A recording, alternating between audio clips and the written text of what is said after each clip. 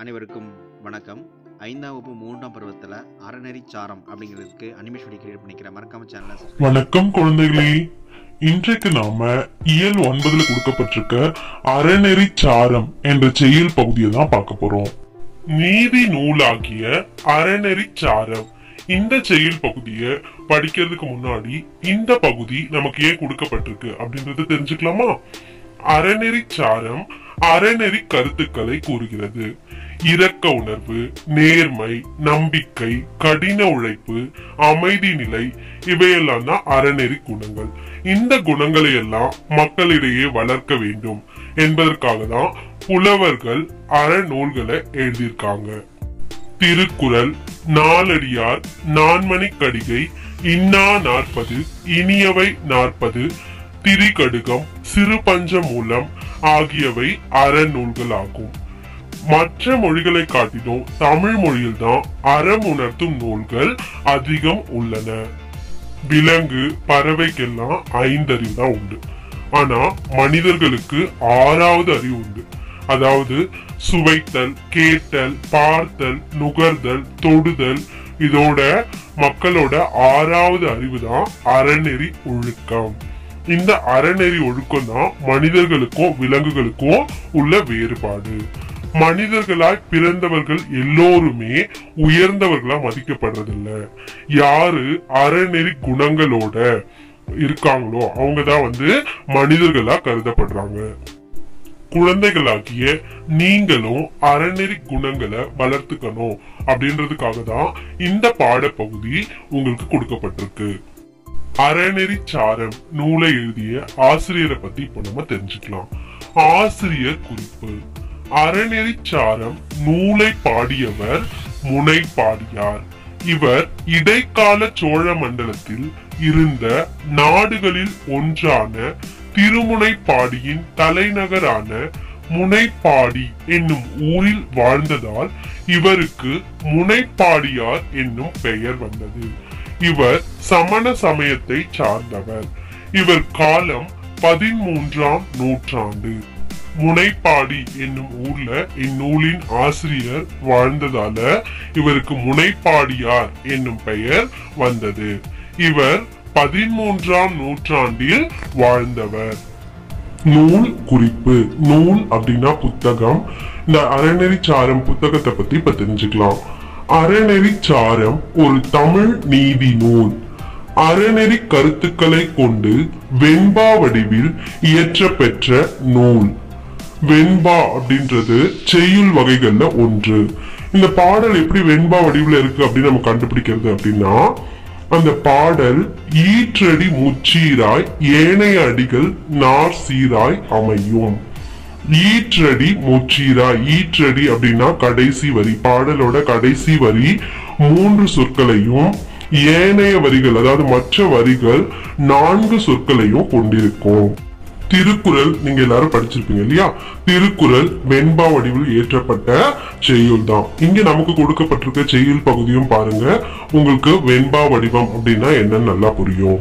அதாவது கடைசி வரி 3 சொற்களையும் மற்ற வரிகள் 4 சொற்களையும் கொண்டிருக்கு. இப்பாடல்கள் சுருங்க சொல்லல், விளங்க வைத்தல் முதலிய அழகுகளை பெற்று விளங்குகின்றன. சமூகத்திற்கான சீர்கருத்துக்களை நல்ல மேற்கோள்களால் எளிமையான சொற்களால் விளக்குகின்றன. இந்நூல் முனைப்பாடியார் என்னும் சமண முனிவர் ஒருவரால் இயற்றப்பட்டது. இதில் 226 வெண்பாக்கள் உள்ளன. அறநெறி சாரம் இந்த செய்யுள் பகுதிய படிக்கிற கவனமா கேளுங்க. தூயவாய் சொல்லாடல் வன்மையும் துன்பங்கள் ஆய பொழுதாற்றும் ஆற்றலும் காய்விடத்து வேற்றுமை கொண்டு ஆடா மெய்மையும் இம்மூன்றும் சாற்றுங்கால் சாலத் தலை. முனைப்பாடியார். குழந்தைகளே, இந்த செய்யுள் பகுதியை நான் மீண்டும் ஒரு முறை படிக்கிறேன். நீங்க என் கூட சேர்ந்து படிங்க. அறநெறி சாரம் தூயவாய் சொல்லாடல் வன்மையும் துன்பங்கள் ஆய பொழுதாற்றும் ஆற்றலும் காய் விடத்து வேற்றுமை கொண்டு ஆடா மெய்மையும் இம்மூன்றும் சாற்றுங்கால் சாலத் தலை முனைப்பாடியார். இந்த செய்யுள் பகுதிக்கான பொருளை தெரிஞ்சுக்கிறதுக்கு முன்னாடி இந்த செய்யுள் பகுதியில கொடுக்கப்பட்டிருக்க கடினமான சொற்களுக்கான பொருளை தெரிஞ்சுக்கலாம். சொல் பொருள்: காய் விடத்து, வெறுப்பவர் இடத்து. காய் விடத்து, வெறுப்பவர் இடத்து. சால, மிகவும். சால, மிகவும். சாற்றுங்கால், கூறுமிடத்து. சாற்றுங்கால், கூறுமிடத்து. தலை, முதன்மை. தலை, முதன்மை. தூயவாய் சொல்லாடல் வன்மையும். இதன் பொருள் குற்றம் ஏற்படாமல் பேசுதல். துன்பங்கள் ஆய பொழுதாற்றும் ஆற்றலும். துன்பங்கள் ஏற்பட்டாலும் மனம் தளராமல் இருத்தல். காய்விடத்து வேற்றுமை கொண்டு ஆடா மெய்மையும். தம்மை வெறுப்பவரிடத்தும் வேற்றுமை பாராட்டாத உண்மை நிலை. இம்மூன்றும் சாற்றுங்கால் சால தலை. இந்த மூன்றும் தான் மிக உயர்ந்த பண்புகள் அப்படின்னு சொல்லிட்டு முனைப்பாடியார் இந்த செய்யுள் பகுதியில எழுதியிருக்காரு. இந்த பகுதியில பாடலுக்கான பொருளை இன்னும் விளக்கமா தெரிஞ்சுக்கலாம். பாடல் பொருள்: குற்றம் ஏற்படாமல் பேசுதல்.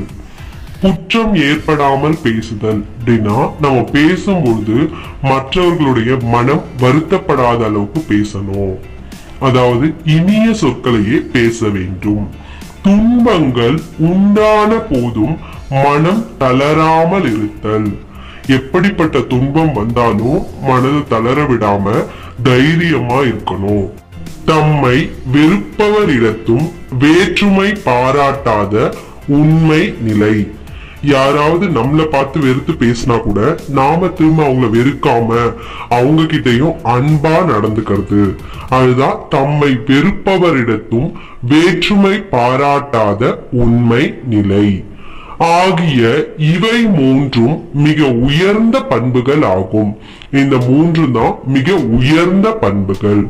இந்த உயர்ந்த பண்புகளை நீங்களும் உங்களோட வாழ்க்கையில கடைபிடித்து நடக்கணும். மீண்டும் அடுத்த வகுப்பில் சந்திப்போம். நன்றி, வணக்கம்.